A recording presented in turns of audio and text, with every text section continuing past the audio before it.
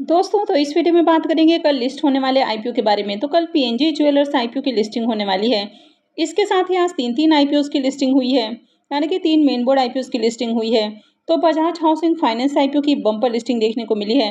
तो चलिए जानते हैं कि अब आगे इसमें क्या करना है, इसमें बाई करना है, सेल करना है या फिर इसमें होल्ड करना है। तो इससे पहले कि मैं वीडियो को शुरू करूं, अगर आप इस चैनल पर पहली बार विजिट कर रहे हैं या फिर आपने चैनल अब तक सब्सक्राइब नहीं किया है तो चैनल को सब्सक्राइब कर लें और वीडियो को भी लाइक कर दें। तो सबसे पहले बात कर लेते हैं बजाज हाउसिंग फाइनेंस आईपीओ के बारे में। तो आईपीओ में प्राइस 70 रुपये था और आईपीओ की लिस्टिंग 150 रुपये के ऊपर हुई है, यानी कि 100% से भी ऊपर 114% के ऊपर आईपीओ की लिस्टिंग देखने को मिली। यानी कि आईपीओ की बम्पर लिस्टिंग देखने को मिली है। 80 रुपये प्रीमियम के साथ आईपीओ लिस्ट हुआ और लिस्टिंग के बाद भी देखें तो यहाँ पर काफ़ी सारे बाइंग ऑर्डर लगते हुए देखने को मिले हैं। यानी कि यहाँ पर प्राइस के अंदर देखें तो लिस्टिंग के बाद भी आपको तेजी देखने को मिली है और इसमें आज 10% का अपर सर्किट भी लगते हुए देखने को मिला, यानी कि 165 रुपये के प्राइस के ऊपर इसमें अपर सर्किट लग गया है। अब काफ़ी सारे एनालिस्ट यहाँ से काफ़ी अच्छी लंबी तेजी की उम्मीद कर रहे हैं और इसी कारण होल्ड करने की सलाह दे रहे हैं। तो बहुत सारे लोग जिनको कि आईपीओ में अलॉटमेंट नहीं मिली थी उन्होंने यहाँ पर बाई किया है। अब जिस तरह से ओवरऑल यहाँ पर आईपीओ में सब्सक्रिप्शन देखने को मिला, यानी कि अब तक के जितने भी आईपीओ थे उन सबका रिकॉर्ड ब्रेक करते हुए इस आईपीओ में सब्सक्रिप्शन देखने को मिला। और लिस्टिंग के बाद भी देखें तो इतना बड़ा आईपीओ होने के बावजूद भी यहाँ पर सेलिंग देखने को नहीं मिला है। काफ़ी अच्छी तेजी भी देखने को मिली है और इतने बड़े आईपीओ में अपर सर्किट लगते हुए देखने को मिला है, जो कि काफ़ी बड़ी बात है। यानी कि जो बड़े इन्वेस्टर्स हैं वो भी यहाँ पर डिमांडिंग है। तो अगर आपने अब तक इसको होल्ड करके रखा है तो आप आगे भी होल्ड करके रख सकते हैं। हालांकि आप चाहें तो यहाँ पर 50% शेयर्स के अंदर प्रॉफिट बुक भी कर सकते हैं। तो आपने इसमें कुछ प्रॉफिट बुक किया है या आपने पूरी तरह से होल्ड करके रखा है तो कमेंट करके ज़रूर बताएं। अब जिस तरह की बजाज ग्रुप की कंपनियों ने पास्ट में परफॉर्म किया है, यानी कि मल्टीबैगर रिटर्न बनाकर दिया है, तो इस कंपनी से भी काफ़ी उम्मीदें हैं और यही कारण है कि एनालिस्ट इसमें होल्ड करने को रिकमेंड कर रहे हैं। तो अगर आपने इसमें अब तक प्रॉफिट बुक नहीं किया है तो होल्ड कर सकते हैं। अब क्रॉस लिमिटेड आईपीओ की बात करें तो आईपीओ की लिस्टिंग फ्लैट देखने को मिली है, यानी कि 240 रुपये प्राइस रखा गया था और 240 रुपये के ऊपर ही आईपीओ की लिस्टिंग भी हुई है और लिस्टिंग के बाद यहाँ पर काफ़ी अच्छी बाइंग देखने को मिली है और प्राइस के अंदर देखें तो काफ़ी अच्छा मूवमेंट भी देखने को मिला है। तो अगर आपने क्रॉस लिमिटेड आईपीओ में अभी भी प्रॉफिट बुक नहीं किया है तो आप इसमें 250 का ऐसे लगा के इसको होल्ड कर सकते हैं। तो अगर प्राइस 250 से नीचे आता है, यानी कि इस रेंज को अगर तोड़ता है, तो फिर आपको यहाँ पर होल्ड नहीं करना है, तो फिर आपको एग्जिट कर लेना है। लेकिन अगर आपको कंपनी अच्छी लगती है तो फिर आप इसको चाहें तो होल्ड कर सकते हैं। और नेक्स्ट आईपीओ है टॉलिंस टायर का आईपीओ। इसकी भी लिस्टिंग आज ही हुई है। आईपीओ में प्राइस 226 रुपये था और लिस्टिंग 227 रुपये के ऊपर हुई है, यानी कि 1% से भी कम प्रीमियम के साथ आईपीओ लिस्ट होते हुए देखने को मिला है।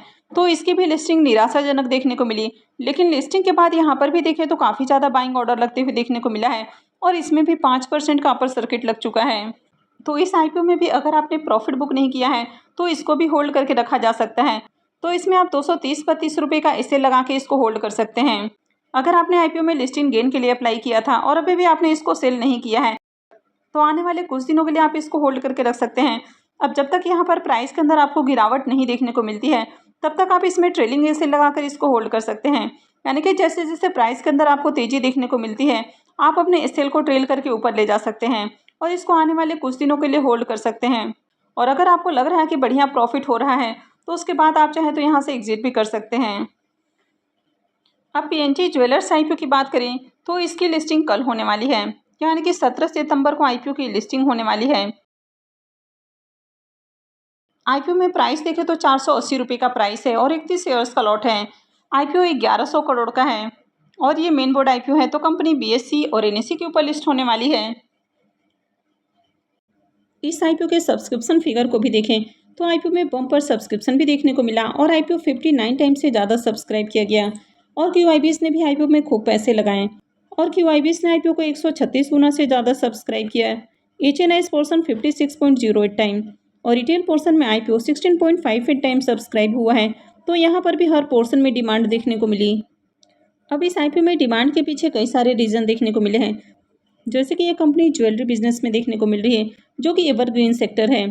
इस कंपनी के 33 स्टोर अभी महाराष्ट्र और गोवा में देखने को मिलता है और एक स्टोर इनका यूएस में है। और कंपनी आईपीओ से जो फंड रेज करने वाली है तो उससे 12 नए स्टोर महाराष्ट्र में ओपन करने वाली है। तो आगे इनके बिजनेस के अंदर आपको बढ़िया ग्रोथ देखने को मिलेगी। और कंपनी आगे डेट फ्री भी होने वाली है। कंपनी के फाइनेंशियल को भी देखें तो कंपनी का फाइनेंशियल भी आउटस्टैंडिंग देखने को मिल रहा है, यानी कि कंपनी के एसेट और रेवेन्यू के अंदर ईयर ऑन ईयर आपको ग्रोथ देखने को मिली है। कंपनी साल दर साल अच्छे प्रॉफिट भी बना रही है। कंपनी का नेटवर्थ भी कंटिन्यू इंक्रीज हुआ है। वैसे फाइनेंशियल 24 के अंदर कंपनी का रिजर्व देखने को नहीं मिल रहा है और कंपनी के ऊपर कर्ज को देखें तो 396 करोड़ का कर्ज है, लेकिन कंपनी आईपीओ से जो फंड रेज करेगी तो उसमें से 300 करोड़ रुपए कर्ज के भुगतान के ऊपर खर्च करने वाली है। तो आगे कंपनी के ऊपर कर्ज आपको बहुत कम देखने को मिलेगा, यानी कि ऑलमोस्ट कंपनी आपको डेट फ्री होती हुई देखने को मिलेगी। कंपनी की वैल्यूएशंस की बात करें तो 6,500 करोड़ के वैल्यूएशंस के ऊपर कंपनी आईपीओ लेकर आई है और लिस्टिंग के साथ इसकी जो वैल्यूएशन है वो 10 से 11,000 करोड़ रुपए की होने वाली है। इसके अलावा एक चीज़ और यहाँ पर आपको पॉजिटिव देखने को मिल रहा है कि ये जो कंपनी है ये 36.7 के पी के ऊपर आ रहा है, यानी कि प्राइस बहुत ज़्यादा ओवर वैल्यूड भी नहीं है, तो ये भी एक प्लस पॉइंट है। हालांकि अभी देखें तो प्राइस आपको रिजनेबल देखने को मिल रहा है, लेकिन लिस्टिंग के साथ ही प्राइस ओवर वैल्यूड हो जाएंगे, तो लिस्टिंग के बाद आपको बाई नहीं करना है। अगर लिस्टिंग के कुछ दिनों के बाद यहाँ पर आपको सेलिंग प्रेशर देखने को मिलता है, यानी कि प्राइस के अंदर थोड़ा बहुत आपको फॉल देखने को मिलता है, तो फिर वहाँ से बाई करके इसको होल्ड किया जा सकता है। लेकिन लिस्टिंग के साथ यहाँ पर इंटर नहीं करना है, यानी कि लिस्टिंग के साथ ही बाई नहीं करना है। तो चलिए अब इसके प्रीमियम को भी देख लेते हैं कि प्रीमियम किस प्राइस के ऊपर ट्रेड कर रहा है और आईपीओ से कितना प्रॉफिट हो सकता है। पीएनजी ज्वेलर्स आईपीओ के अगर प्रीमियम को देखें तो इसका प्रीमियम पहले 340 रुपये के ऊपर देखने को मिला। अभी देखें तो मॉर्निंग में आज 300 रुपये के ऊपर देखने को मिल रहा था और अभी 303 रुपये के ऊपर देखने को मिल रहा है। आईपीओ का प्राइस 480 रुपये है, तो आईपीओ की लिस्टिंग 783 रुपये के अराउंड हो सकती है।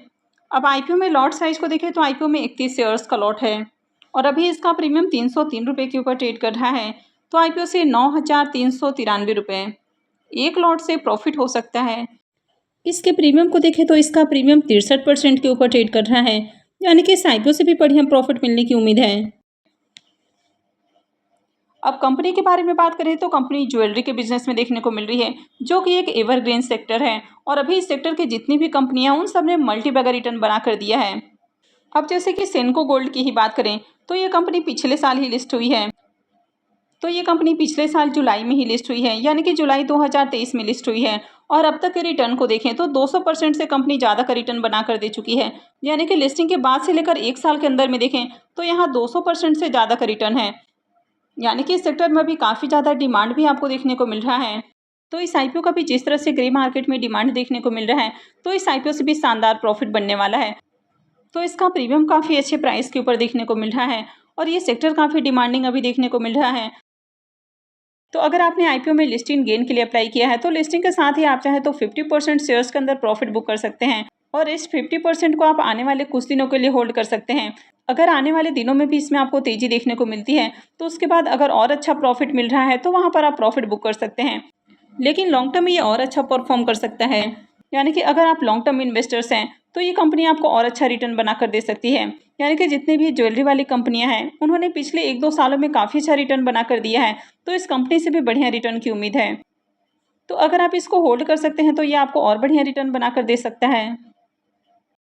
हालांकि मार्केट से रिलेटेड किसी भी तरह का जो डिसीजन है, यानी कि बाई करना है, सेल करना है, होल्ड करना है, ये पूरी तरह से आपका अपना डिसीजन होना चाहिए। तो आप इसमें होल्ड करने वाले हैं या फिर आप इसमें प्रॉफिट बुक करने वाले हैं, तो कमेंट करके ज़रूर बताएं। तो आई होप कि आपको वीडियो अच्छी लगी होगी। तो अगर आपने वीडियो को अब तक लाइक नहीं किया है तो वीडियो को लाइक कर दें और चैनल को भी सब्सक्राइब करके रखें। वीडियो को अंत तक देखने के लिए आप सबका बहुत बहुत धन्यवाद।